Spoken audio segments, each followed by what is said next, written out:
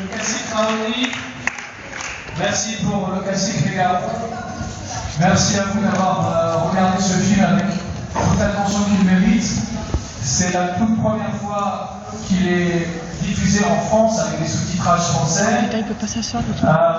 C'est un film extrêmement important, je veux dire un petit mot juste sur ce film. Il a été réalisé par un jeune réalisateur brésilien, ce qui fait sa grande force aussi également.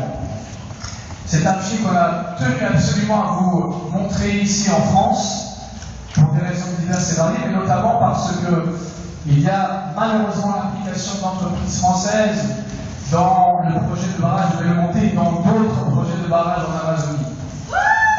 Ce qui est extrêmement important aussi de dire, c'est que ce film a été tourné déjà il y a un petit moment et que nous rentrons dans une phase critique du projet, puisqu'il est question que dès l'année prochaine, les premières turbines de Bellemonte, qui sont donc de fabrication française par Alstom, commencent à tourner dès l'année prochaine, en 2015. Là n'est pas le propos de cette soirée, c'est une soirée comme un hommage au classique Raoni, qui depuis 25 ans vient nous alerter dans le monde entier. Il a commencé en France il y a 25 ans. J'ai été présent et j'étais déjà extrêmement touché par ce qu'il pouvait nous dire. Il était venu avec Sneak à l'époque, mes garçons étaient là aussi. Et ils nous ont touchés à l'époque, ils nous ont alertés, nous avons écouté. Nous avons été extrêmement émus par leur cause et par ce qu'ils représentaient et par la force de leur message. 25 ans de voyage à travers le monde pour continuer à alerter les grands.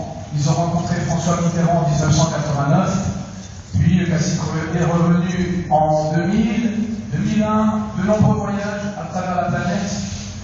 Beaucoup se disent, ça a servi à quoi tout ça? Moi je peux vous répondre. Parce que quand je me rends au village de Raoni, là-bas, sur place, je vois que tout ce qui n'a pas réussi à protéger est détruit aujourd'hui. Il ne reste plus rien du tout. Donc bien sûr, on aurait pu faire plus, bien sûr, on aurait pu faire mieux, mais ça, vous avez un petit peu l'image quand vous voyez, quand vous prenez l'avion et que vous arrivez aux limites du territoire Calais-Pont, vous avez un peu l'image d'un film de science-fiction célèbre, donc je ne fais pas la publicité ici, mais Matrix, l'homme qui arrête les machines.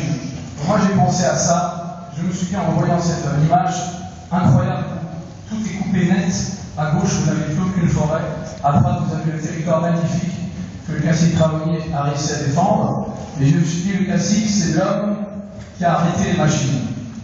Bon, je ne vais pas parler beaucoup plus, ce serait impoli devant de tels invités.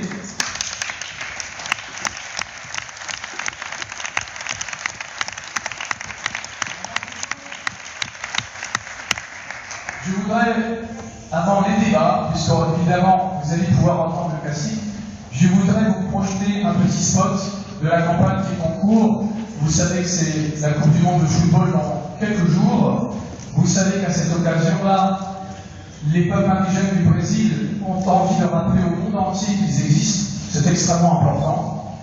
Et il y a cette campagne qui s'appelle le SOS Amazonia Tour.